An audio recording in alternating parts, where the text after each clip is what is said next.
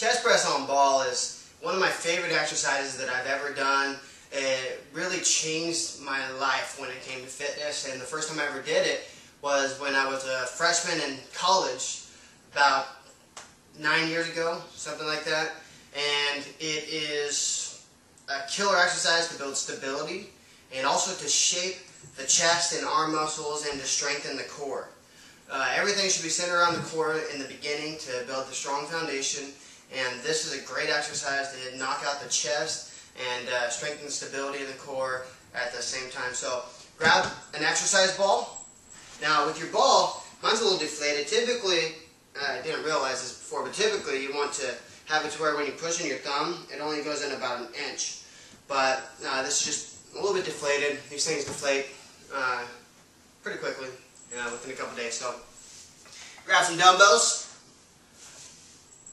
Make sure you don't go too heavy on the dumbbells or too light. Typically when you're doing this exercise, it's more complicated or it takes more weight than like a standard dumbbell press on a bench press. So what you're going to do is sit on the ball.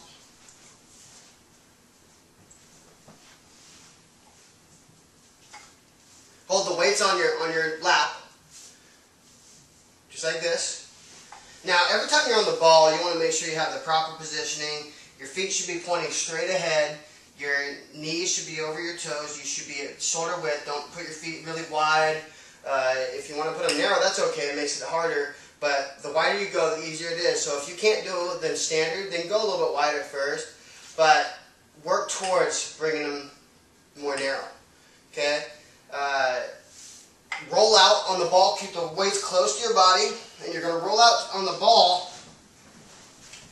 until your head and upper back, shoulders, and neck are on the top of the ball. Okay? Toes are pointing straight, your knees at 90 degrees, and your hips are up. Squeeze your butt muscles. Start with the weight up top. Look up at the sky. And what you're going to do is lower the weight down, bend at your elbows and your shoulders. So what it looks like is this. You start up top, hips up. You're going to lower yourself down. Keep your wrists on top of your elbows at all times. Keep your hips up. Tighten your stomach. And then push it up. Just like this. Take it down. Don't go too far down. I know it feels good to get a good stretch in, but stop when your elbows are 90 degrees right here and then push it up. Make sure to push with your chest on the way up.